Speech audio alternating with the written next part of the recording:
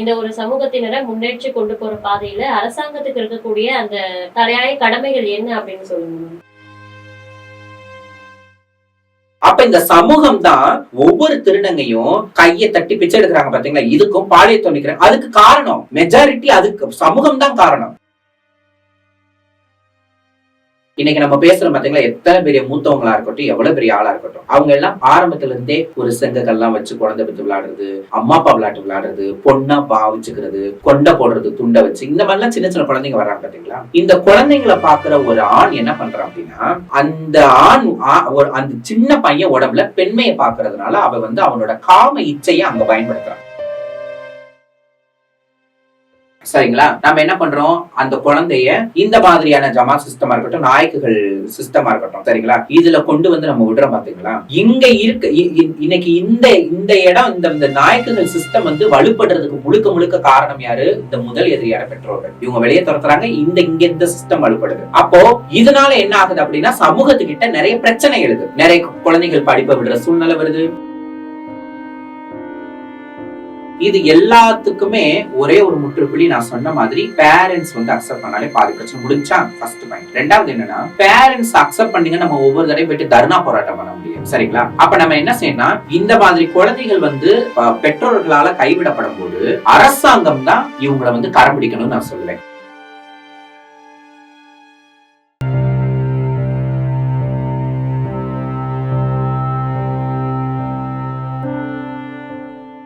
இந்த பெற்றோர்களால அவங்க துரத்தி அடிக்கப்பட்டதுமே போற இடம் எங்கன்னு பார்த்தா தெரு, சமூகம் தான். அந்த தெருவுல இருக்கக்கூடிய பொதுமக்கள் அவங்கள பாக்குற பார்வை எப்படி இருக்கு, பொதுமக்கள் எப்படி மாறணும், திருநங்கை சமூகத்தை ஏத்துக்க அப்படின்றத பத்தி சொல்லுங்க மேம். நான் முன்னாடி குறிப்பிட்டது போலதான், நான் பெண் தன்மை கொண்ட ஒரு சிறு பையன் எப்போ செகண்ட் ஸ்டாண்டர்ட் படிக்கும் போது என்கிட்ட பெண் தன்மை இருக்குது. அப்போ ஒரு மெச்சுவரான ஒரு பையனும் இருக்கட்டும், ஒரு பையன் இருக்கான்னு வச்சுக்கோங்க, இல்ல ஒரு திருநம்பி குழந்தையா இருக்கட்டும், அது பெண்ணா வளருது கொள்ளுது. அப்படி இருக்கிறப்போ மெஜாரிட்டி விசிபிளா இருக்கிறது இந்த திருநங்கைகள். சோ அவங்கள பத்தி மட்டும் பேசுறேன். அப்போ இந்த திருநர் குழந்தைகள் மாறும்போது பெண் தன்மை வெளிப்படும் ரொம்ப. இன்னைக்கு நம்ம பேசுறோம் பாத்தீங்களா, எத்தனை பெரிய மூத்தவங்களா இருக்கட்டும், எவ்வளவு பெரிய ஆளா இருக்கட்டும், அவங்க எல்லாம் ஆரம்பத்துல இருந்தே ஒரு செங்கக்கல்லாம் வச்சு குழந்தை பெற்று விளையாடுறது, அம்மா அப்பா விளையாட்டு விளையாடுறது, பொண்ணா பாவிச்சுக்கிறது, கொண்டை போடுறது, துண்டை வச்சு, இந்த மாதிரி எல்லாம் சின்ன சின்ன குழந்தைங்க வர்றாங்க பாத்தீங்களா. இந்த குழந்தைங்களை பாக்குற ஒரு ஆண் என்ன பண்றான் அப்படின்னா, அந்த அந்த சின்ன பையன் உடம்புல பெண்மையை பாக்குறதுனால அவ அவனோட காம இச்சையை அங்க பயன்படுத்துறான். இங்க நான் ஏன் எதோட இதை கனெக்ட் பண்றேன் அப்படின்னா, ஒரு சமூகத்துல ஒரு மாற்றுப்பாணியில குழந்தை எந்த மாதிரியான விஷயத்தெல்லாம் கடந்து போகுதுன்னு பாருங்க. அப்ப எந்த விஷயத்த கடந்து போறாங்களோ அந்த அனுபவம் தானே இருக்கும். சொல்லுங்க. இப்போ என்னை என்னோட பேரண்ட்ஸா இருக்கட்டும், என்னை என்னோட வெல்விஷரா இருக்கட்டும், நீ இப்படி ஆகணும் அப்படி ஆகணும் ஒரு பாசிட்டிவான விஷயம் சொன்னா கண்டிப்பா நான் அப்படிதான் ஆவேன். அதுல கவனம் செலுத்துவேன், அதை பத்தி யோசிப்பேன். அப்ப இந்த குழந்தைகள் இந்த சமூகத்துல நடக்கிற இந்த சில ஆண்களோட உடல் இச்சைக்காக இந்த குழந்தைகள் கிட்ட, அதாவது பெண் தன்மை மட்டும் இருக்கிற அந்த சிறார்கள் கிட்ட தங்களோட காம இச்சை வெளிப்படுத்துறதுனால அந்த குழந்தையோட லைஃபே டோட்டலா சேஞ்ச் ஆகுது. இதுவும் சமூகத்துல ஒரு மாற்றம் வரணும். நீங்க இன்னைக்கு நான் இருக்கேன் அப்படின்னா, எனக்கு நடந்த ஒரு செக்ஷுவல் அபியூஸ் இருக்கு பாத்தீங்களா, அது என்னால இன்னுமே மறக்க முடியாது. அப்படி இருக்கிறப்போ இப்படித்தான் இந்த மாற்றுப்பாலின குழந்தைகள்லாம் ஒவ்வொரு விஷயமா கடந்து வர்றாங்களே. அப்ப சமூகத்துக்கிட்ட எதிர்பார்க்கிற ஒரு பொறுப்பு என்ன அப்படின்னா, ஒரு விஷயம் என்ன அப்படின்னா, ஒரு மாற்றுப்பாலின குழந்தை இருக்குது அப்படின்னா நீங்க அதை சீண்டக்கூடாது. இந்த இடத்துல பேரண்ட்ஸும் கவனம் வேணும். அப்ப சீண்டக்கூடாது. இன்னைக்கு ஸ்கூல்ல எல்லாம் போறீங்க, நீங்க ஏளனமா சில வார்த்தைகள்லாம் இருக்கு, திருநங்கைகளை குறிப்பிட்ட அந்த வார்த்தைகளை சொல்லக்கூடாது. நீங்க இதை பாக்குற சகோதர சகோதரியா இருக்கட்டும், என்னோட நண்பர்களா இருக்கட்டும், அவங்களோட குழந்தைகளா இருக்கட்டும், என்னோட உறவினர்களா இருக்கட்டும், யாரா இருக்கட்டும், நான் ஜென்ரல் பீப்புள் கிட்ட என்ன சொல்லுவேன் அப்படின்னா, நீங்க ஒரு குழந்தைய ஒரு ஏளனம் பண்றதுனாலயோ செக்ஷுவல் அபியூஸ் பண்றதுனாலயோ அந்த குழந்தை எங்க லைஃப தொலைச்சு எங்க நிக்குது பாருங்க. அப்ப இந்த சமூகம் தான் ஒவ்வொரு திருநங்கையும் கையை தட்டி பிச்சை எடுக்கிறாங்க பாத்தீங்களா, இதுக்கும் பாலியல் தொழிக்கிறாங்க. அதுக்கு காரணம் மெஜாரிட்டி, அதுக்கு சமூகம் தான் காரணம். ஆல்ரெடி பேரண்ட்ஸை இழந்து, அவங்களோட அரவணைப்பு, அவங்களோட அன்பை இழந்து முழுவதுமா ஒரு திக்கத்த கதியா நிக்கிறவங்கள நீங்க திரும்பவும் என்ன பண்றீங்க, செக்ஸுவல் அபியூஸ், அது இதுன்னு ஏளனம், கிண்டல், கேலி எல்லாம் பண்ணி ஒரு உருவத்தை கொடுத்துடுறீங்க. அந்த குழந்தை நல்லா ப்ராசஸ் ஆகி ஒரு நல்ல முன்னேற்றமான பாதையில போறதுக்கு முன்னாடியே நீங்க இது எல்லாம் பண்ணி டக்குன்னு ஒரு திருநங்கையா மாறி டக்குன்னு வந்து ஒரு விருப்பு வெறுப்புகளை எல்லாத்தையும் மனசுல வச்சுட்டு யார வேணாலும் வந்து பாருன்னு அராஜகம் பண்ணி இதுக்கு பின்னாடி எல்லாத்துக்குள்ளே சைக்காலஜிக்கலா கொஞ்சம் திங்க் பண்ணி பார்த்தோன்னா இதுக்கு பின்னாடி சமூகத்தோட ஏளனங்கள் இருக்குது, சமூகத்தோட புறக்கணிப்பு இருக்கு, சமூகத்தோட நிராகரிப்பு இருக்கு, சமூகத்தோட வந்து அந்த அந்த பாலியல் தொந்தரவுகள் இருக்குது. இவ்வளவு விஷயங்கள் இந்த குழந்தைக்கு பின்னாடி இருக்குது. தென் எகெயின் பேரண்ட்ஸ் தான் இதை சரிவர பார்க்கணும். அந்த குழந்தைகிட்ட கேட்கணும். ஒரு குழந்தை வந்து மாற்றுப்பாலின குழந்தையா இருந்து அதோட போக்கு வந்து கொஞ்சம் வித்தியாசம் இருந்து கேட்கணும். யாரு என்ன இப்ப பையன் நினைச்சுக்கோங்களேன், ஒரு பையனை கூட்டிட்டு போனா என்ன நினைக்க போறாங்க?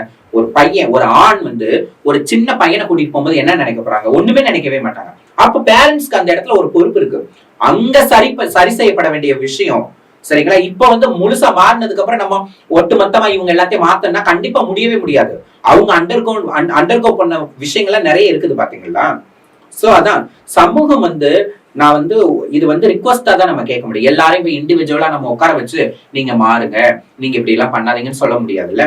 சோ சமூகம் வந்து நம்ம வந்து ஒரு ரிக்வஸ்டா தான் கேட்க முடியும். நீங்க மாற்றுப்பாலின குழந்தைகளை பார்த்தாலோ, நீங்க மாற்றுப்பாலின வந்து குழந்தைகள் வந்து ஒரு தவறான வழியில போனாவோ, ஒண்ணு தவறான வழியில போனா திருத்தணும். இல்ல அப்படின்னா நீங்க குறிப்பிட்ட அந்த பேரண்ட்ஸ் கிட்ட போய் எஜுகேட் பண்ணணும். இல்ல சொல்லணும், இந்த மாதிரி இருக்குது, இந்த மாதிரி எல்லாம் வந்து இவ்வளவு உருவம் எடுத்து இப்படி வந்து நின்ற போறான், இந்த மாதிரி பண்ணிட போறான், நீ யோசிச்சு நல்லபடியா ஒரு நல்ல வந்து ஒரு சொல்யூஷனை தேடு, ஒரு சைக்காட்ரிஸ்ட பாரு அப்படி சொல்லணும். இதுதான் நடக்கணும் சமூகத்துல. சமூகம்னா நான் யாரும் சொல்றேன், என்ன உற்றார் உறவினர்களாவே இருக்கட்டும். அதை விட்டுப்பட்டு நீங்க ஏளனம் பண்ணீங்க, நீங்க அந்த குழந்தைய வந்து செக்ஷுவலா அபியூஸ் பண்ணீங்க, நிறைய விஷயங்கள் பண்ணீங்க, தொந்தரவு பண்ணீங்க, புள்ளி பண்ணீங்க, இவ்வளவு விஷயங்கள் நடந்துச்சு அப்படின்னா கண்டிப்பா நீங்க அதுக்கு பின்னாடி நடக்கிற விஷயத்த அனுபவிச்சுதான் ஆகணும். நீங்க ஏற்படுத்தின ஒரு விஷயத்தினால ஒரு திருநங்கை கண்டிப்பா எங்கேயாவது ஒரு பப்ளிக் பிளேஸ்ல உங்களை வந்து ஏதாவது ஒண்ணு கேட்கதான் போது, ஏதாவது பிரச்சனை வரத்தான் செய்ய போகுது. அப்ப சமூகத்துக்கிட்டே ஒரு பொறுப்பு. நீங்க இதை வந்து ஒரு மனசாட்சி பொதுவா எடுத்து பண்ணணும். ஒரு ஆண் பெண் சமூகத்தினர் என்ன பண்ணாரு, இந்த மனசாட்சி பொதுவா எடுத்து பண்ணணும். வேண்டாம், சமூகத்துல இவ்வளவு விஷயங்கள் அவங்களுக்கு அநியாயம் நடக்குது, நம்ம வந்து அதுல ஒரு சின்ன ஒரு பங்களிப்பா நம்ம இருந்துடவே கூடாது. அவங்களோட வாழ்க்கையை அழகா வாழட்டும், முடிஞ்சா சப்போர்ட் பண்ணட்டும், இல்லைன்னா விட்டுருங்க, தொந்தரவு பண்ணாம. இது போதும். இதுல பேரண்ட்ஸோட பங்களிப்பு நான் வந்து ரொம்ப அழகா சொல்லுவேன். பேரண்ட்ஸோட பங்களிப்பு இருந்துச்சு அப்படின்னா சத்தியமா சொல்றேன், தலைவலி பாதி முடிஞ்சு. அப்படிதான் நான் சொல்லுவேன். இப்போ நீங்க சொன்ன விஷயங்கள் எல்லாம் பார்க்கும்போது கண்டிப்பா ஒரு சிறு வயது திருநங்கை குழந்தைய வந்து யாராவது இந்த மாதிரி தவறா அபியூஸ் பண்ணி ஏதாவது தவறுதல் பண்ணியிருந்தா கூட இப்போ உங்க வாழ்க்கை தொலைஞ்சதுக்கே நம்ம தான் காரணம் அப்படின்ற சில உறுத்தல்கள் உங்க வீடியோ பார்க்கும்போது அவங்களுக்கு வரும் அப்படிதான் நினைக்கிறேன். ஏன்னா அவ்வளவு உணர்ச்சி பூர்வமா சொன்னீங்க. இப்போ அடுத்ததான் வந்து இதுல அரசாங்கத்துக்கு ஒரு தலையாய கடமை இருக்கு அப்படின்னு நினைக்கிறேன். இந்த ஒரு சமூகத்தினரை முன்னேற்றி கொண்டு போற பாதையில அரசாங்கத்துக்கு இருக்கக்கூடிய அந்த தலையாய கடமைகள் என்ன அப்படின்னு சொல்லுங்க. சரி, இப்போ நான் உங்ககிட்டே ஒரு கேள்வி கேட்கிறேன். இப்போ நான் வந்து பெக்கிங் பண்ணிக்கிட்டு இருக்கேன் சரிங்களா, அதுதான் வழின்னு சொல்லி பண்ணிட்டு இருக்கேன். நீங்க என்ன பாக்குறீங்க, நான் வந்து உங்களுக்கு தெரிஞ்ச ஒரு பையனா என்ன நீங்க பாத்துருக்கீங்க உங்க வீட்டு பக்கத்துல, நீங்க என்ன எதிர்பார்ப்பீங்க? நான் என்ன நினைப்பேன்னு கேட்கிறேன். எப்படி ஏன் இப்படி இருக்காங்க, ஏதாவது யோசிப்பீங்களா, என்ன நினைப்பீங்க?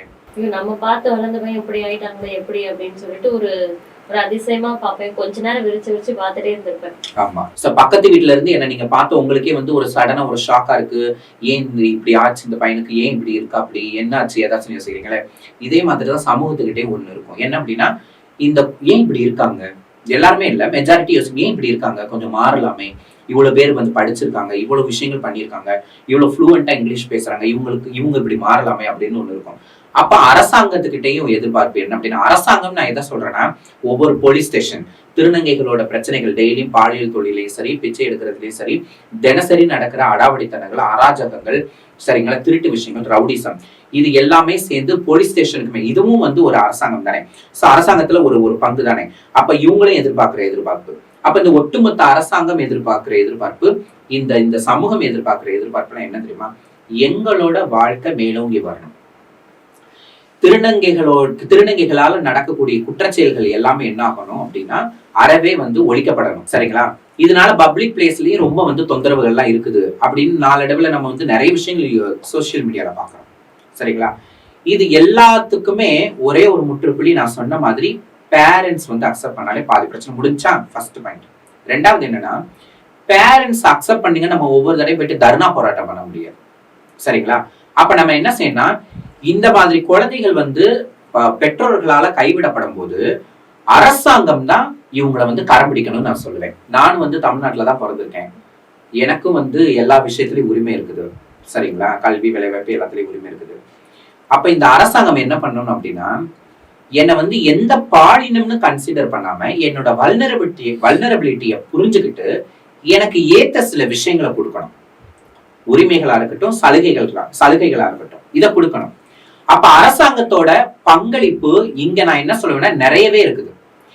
இன்னைக்கு வந்து முதல் எதிரியான பெற்றோர்கள் வந்து தங்களோட குழந்தைகளை வந்து வெளியே துரத்தும் பொழுது, சரிங்களா, நம்ம என்ன பண்றோம், அந்த குழந்தைய இந்த மாதிரியான ஜமாத் சிஸ்டமா இருக்கட்டும், நாயக்குகள் சிஸ்டமா இருக்கட்டும், சரிங்களா, இதுல கொண்டு வந்து நம்ம விடுறோம். பாத்தீங்களா, இங்க இருக்க இன்னைக்கு இந்த இடம், இந்த நாயக்குகள் சிஸ்டம் வந்து வலுப்படுறதுக்கு முழுக்க முழுக்க காரணம் யாரு? இந்த முதல் எதிரியான பெற்றோர்கள். இவங்க வெளியே துரத்துறாங்க, இங்க இந்த சிஸ்டம் வலுப்படுது. அப்போ இதனால என்ன ஆகுது அப்படின்னா, சமூகத்துக்கிட்ட நிறைய பிரச்சனை எழுது. நிறைய குழந்தைகள் படிப்பை விடுற சூழ்நிலை வருது. நிறைய குழந்தைகள் வந்து ரவுடிசம் பண்றாங்க. நிறைய குழந்தைகள் வந்து இந்த மாதிரி வந்து பாலியல் தொழில பிச்சை எடுக்கிறது இதன் மூலமா கஷ்டப்படுறாங்க. நிறைய குழந்தைகள் பாலியல் தொழில் இருக்கும்போது எப்படி வந்து கையாளணும்னு தெரியாம நிறைய பேர் வந்து HIV பாசிட்டிவ் ஆனவங்களும் இருக்காங்க. புரியுதுங்களா? அப்ப நிறைய குழந்தைகளோட வாழ்வாதாரம் பாதிக்க பேர் நிறைய பேர் வந்து சூசைட் பண்ணிக்கிறாங்க. நிறைய பேர் காதல்ங்கிற ஒரு இதுல வந்து வலையில விழுந்து நிறைய பேர் வீணா போயிடுறாங்க. சோ இவ்வளவு விஷயங்கள் நடக்குது பாத்தீங்களா? சோ இந்த விஷயத்தெல்லாம் முறியடிக்கணும் அப்படின்னா அரசாங்கம் உள்ள வரணும். அப்ப கவர்மெண்ட் என்ன செய்யுது எங்களுக்கு? சோ கவர்மெண்ட் வந்து பெற்றோர் விட்ட அதே கையை பிடிக்கணும்.